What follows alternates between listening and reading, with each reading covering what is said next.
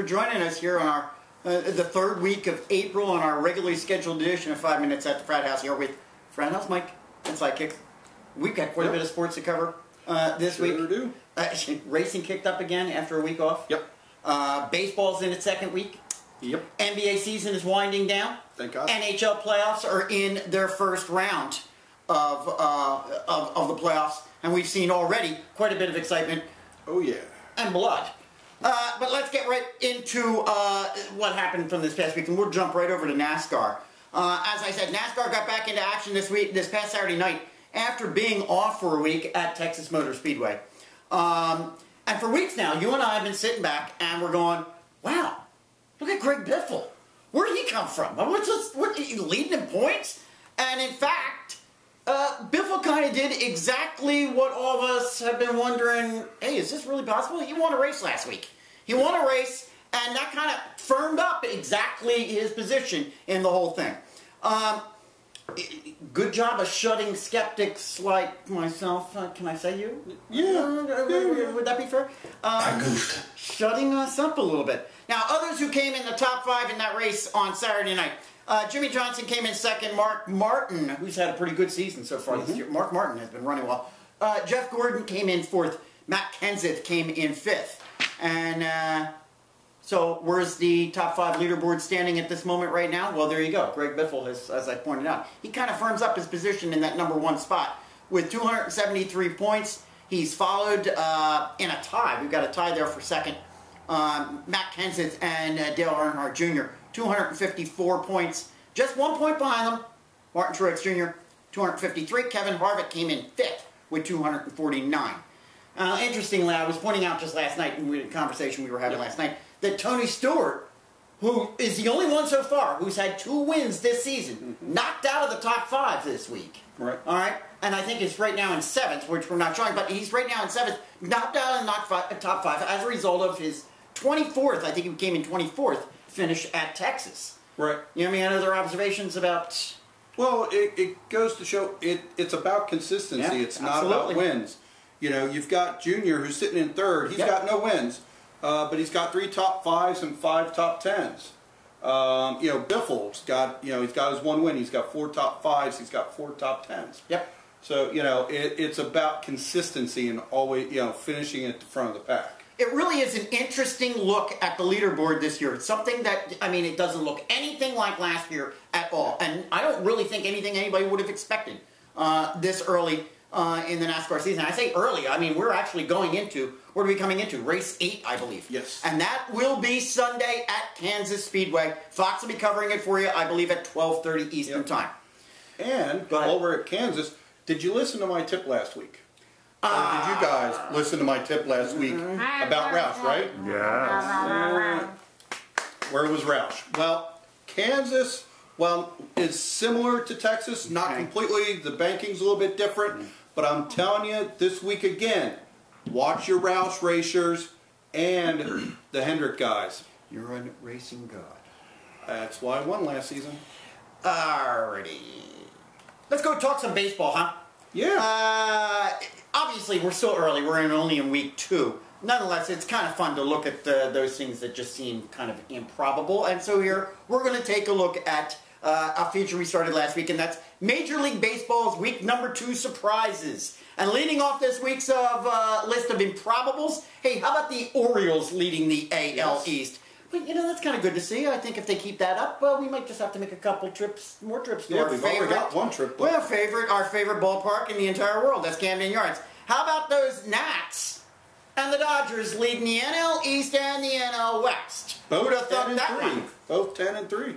And we were saying last night the Dodgers only had their first loss, just a couple of nights ago, I think, over the weekend maybe. And, hey, Boston Red Sox, well, it certainly didn't take Bobby Valentine, it seems, to kind of wear out his welcome up there in Beantown. All of a sudden, he's embroiled in an uproar the other day over comments that he allegedly made last Sunday on a television station about Kevin Youkilis. And apparently his quote was, I don't think he is physically or emotionally into the game as he has been for in the past for some reason. All right? And here's Bobby Valentine. Now, everybody knows that Valentine's got a reputation as kind of being a hatter. I mean, he's a hard-nosed kind of guy. Right. I don't know. Do you see anything in those comments that would get the entire team riled up? I mean, I found it kind of innocuous. Yeah, we were talking about this before the show. I'm sitting there reading these comments, and the old B.J. Thomas song came to mind. Hey, why don't you play another somebody done somebody wrong song? Well, so here we go. This is a non-story. I mean, really? I'll tell you, with all the noise that was made over it, I'm expecting him to have said, hey, the guy's a slacker. That's what I was expecting to read, but I don't know. Yeah. How about another improbable? Oh, there's a ring in St. Louis. A ring in St. Louis. The Cardinals got their championship rings this year. Yeah, one of them. Pretty ring. Isn't that a pretty ring? Isn't a beautiful thing? Oh, it's lovely. Hey, let's take a good look at that ring right there. What in the world is that thing? That looks like a squirrel. Yes. Yes. And so St. Louis decides to put the rally squirrel on their ring. Really? Yep. So you guys have a penchant for rats and possums, huh? We and championship rings. 11 of them. And while we're on surprises, I also just want to bring up a pleasant surprise. Jamie Moyer. Yeah, that is 49. Good. Thank you very much. That's great. At age 49, notched to win. Absolutely. Oldest pitcher in MLB history to get a win. And he played here in Philadelphia for many years, and he's right here from the local area. Fabulous job. Hats off to you there, Jamie. Terrific. How about the leaderboard? We'll take a look real quick. I mean, and again, who really cares? It's only week 2. But let's take a look at it nonetheless, just for the fun of it. In the American League, as we already stated, you can see there the Baltimore Orioles are leading the East. Detroit is leading in the Central. Texas in the West. In the National League, you've got those Nationals up there in the East. You got the Cardinals in the Central, and the Dodgers are leading in the West. Where as are we pointed your out. fingers at, though?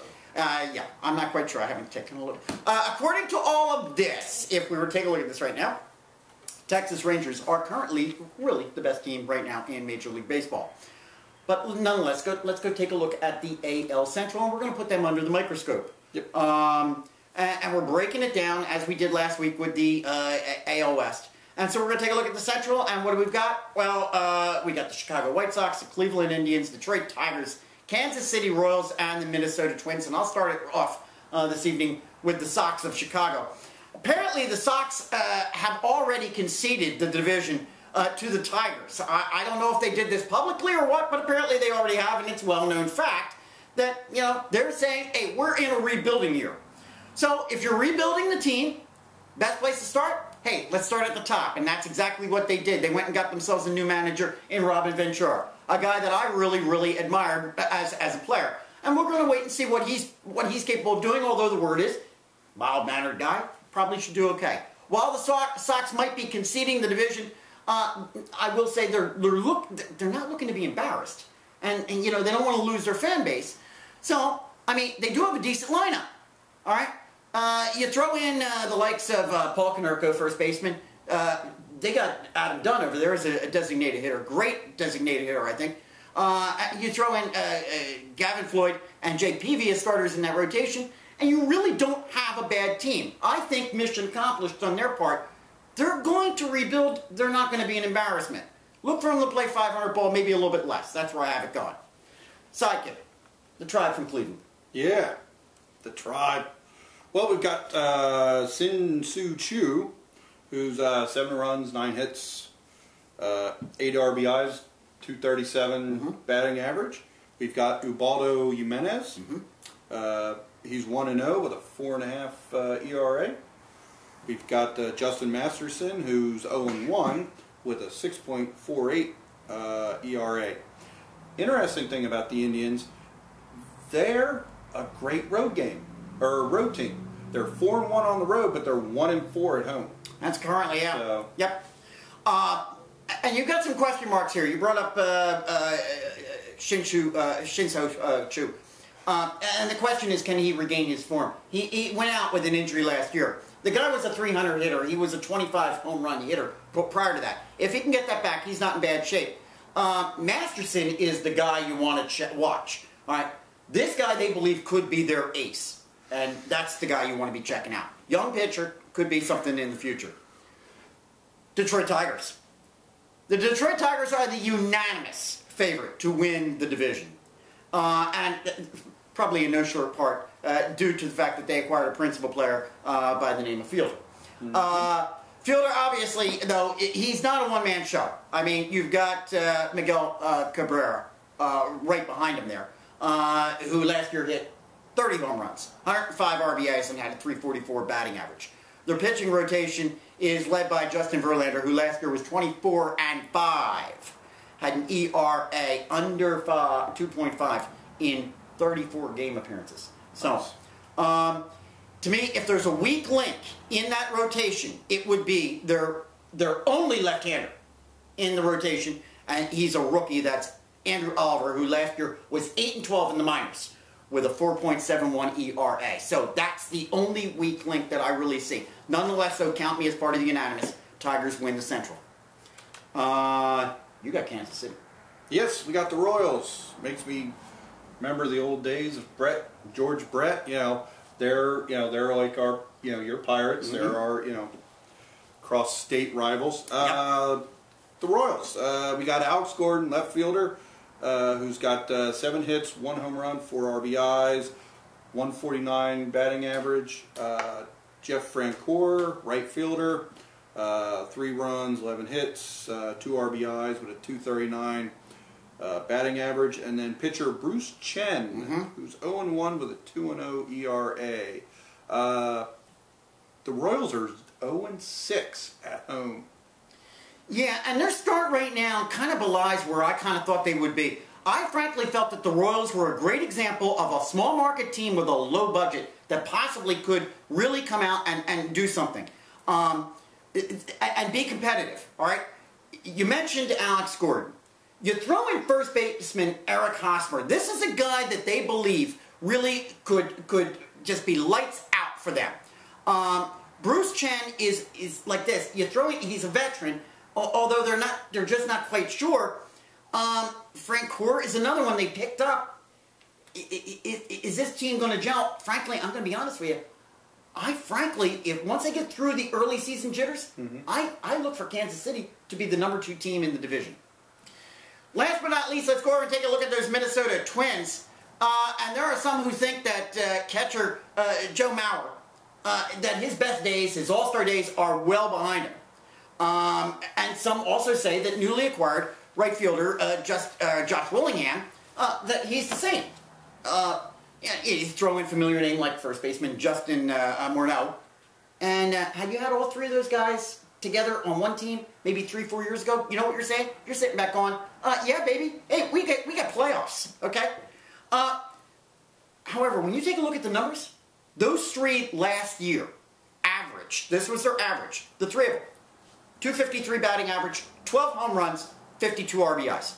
Couple some of those numbers with the fact that right now the Twins' starting pitching rotation last year worked for an average of a 4.29 ERA, and guess what you're saying this year? Welcome to the basement. That's what you're saying, okay?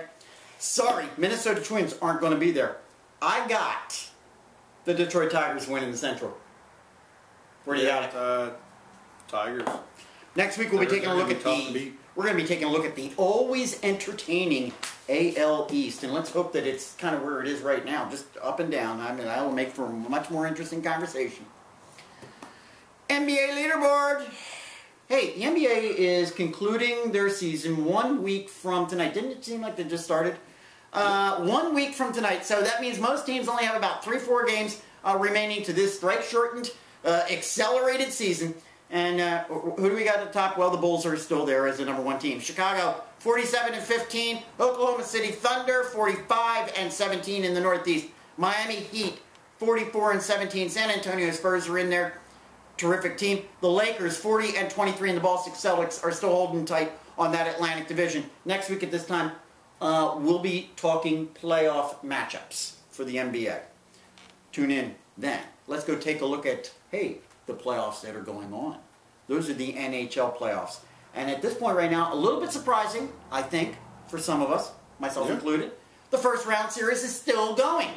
No one has closed anything out. All 8 games are still in progress. So we'll take a look at the Western Conference. The number 1 seed Vancouver Canucks last night finally won their first game of the series against the number 8 LA Kings, who had a surprising 3-0 lead in the series. Canucks came back and they won a game. What do you think? Kings finished this up or what? Canucks are going to run the game. They're going to take it. Okay, out on a limb he is. Number 2 seed St. Louis holds a 2-1 lead over the San Jose Sharks. Game 4 is scheduled for this evening. The same scenario is true for the number 3 seed Phoenix Coyotes, who are 2-1 and playing Game 4 right now. They're playing right now in Chicago. 4 seed Predators. Boy, oh boy, I got to tell you, I can't speak highly enough about the Predators and what I've seen. Have looked positively incredible. Their goaltender, Rene, has just been incredible as well. They've got themselves a 3-1 lead in that series over the Detroit Red Wings. Game 5 is scheduled for tomorrow night. Over on the eastern side, Ottawa Senators last night. God bless them. Gutsy team this is. 2 overtime wins against that number 1 seed Rangers, including that overtime win last night. Game 5 scheduled for Saturday. Number 2 seed Bruins are playing the Capitals right now at this minute in Game 4 in Washington, D.C., and the Bruins have the edge, 2-1. Similarly, the number 3 seed Florida Panthers are playing at this moment right now in New Jersey, and the Panthers have a 2-1 lead in that series, making me look bad. The LA Kings in the, like the LA Kings in the West, the number 5 seed Flyers last night could have knocked off the Pittsburgh Penguins at big upset, could have done that. The Flyers had a 3-0 lead going into last night's game. And as we, I don't want to report it too much, but boy, Pittsburgh put a shellacking on them. 10-3. And now that forces a Game 5 that's coming back in on Friday. That Flyers-Penguins series, which we really have been watching closely, obviously, around here, brutal, hard-checking, heavy-hitting, fighting, penalties, suspensions. Enough is enough. Start playing with some jam in here. They've been doing it, but to the chagrin of many.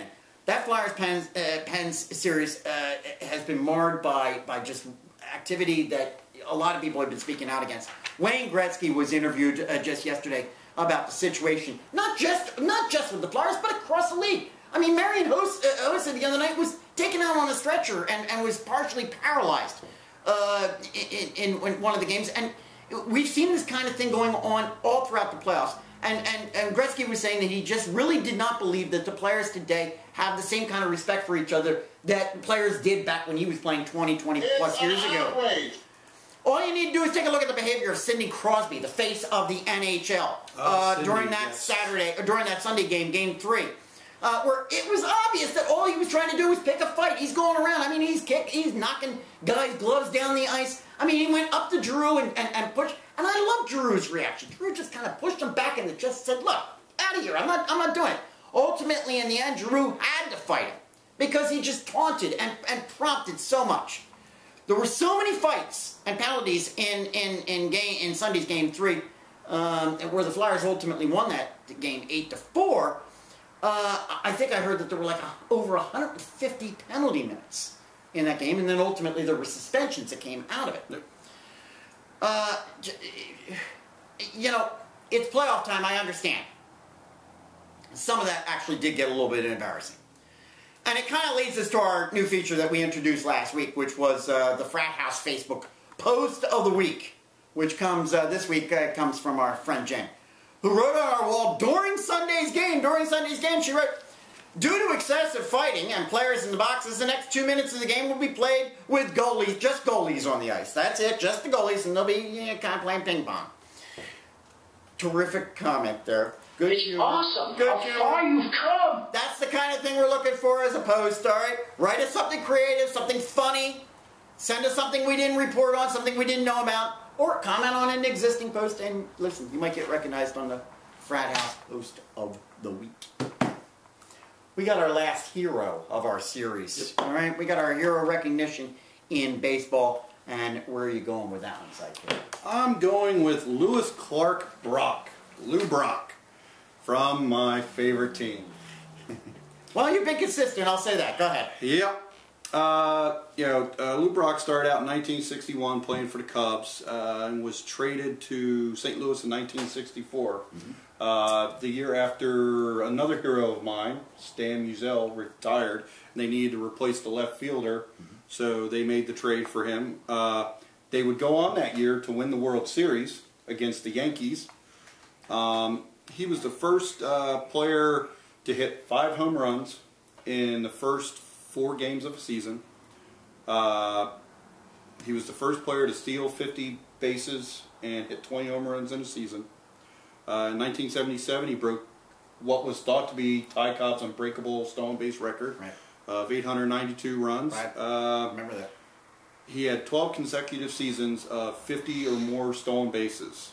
He had a .293 career batting average, 3,023 hits, 149 home runs, 900 RBIs, a total of 938 stolen bases, and he was the first major leaguer to hit a baseball in Canada when the Expos debuted. Wow. I don't know if I can beat that. I really went back and forth on this, and I don't know if I gave it as much thought. I really went back and forth on this. I mean, my obvious choice is Pete Rose. I mean, everybody's talking about it. More and more people are clamoring. Pete Rose has got to get in the Hall of Fame. I'm right there with him. In fact, I was yelling about it years before everybody else was. Then I went to my favorite Philly of all time, Darren Dalton. But I got to tell you, in the end, I have to go with Cal Ripken Jr.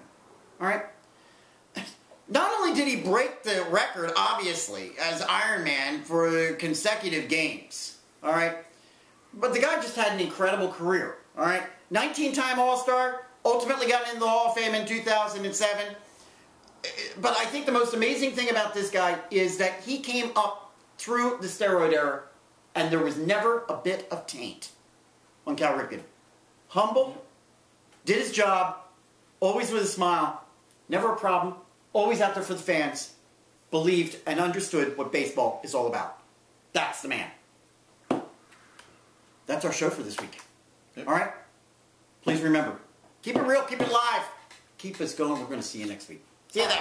Giroux's talking to Crosby right now. A lot of John back and forth between Giroux and Crosby. Thought the other night I received a text message from Wayne Gretzky, and he was talking about the greatness of Claude Giroux in this series so far, and how impressed he was with the play of young Giroux. And I think you and I and Eddie had a chance to experience it in the 2010 Stanley Cup Final. Now we got some action going behind the play with Kimmo Timonen and Crosby. Giroux and Crosby are wrapped up here. Giroux without a helmet. Crosby squaring off with an uppercut, and they start letting him go.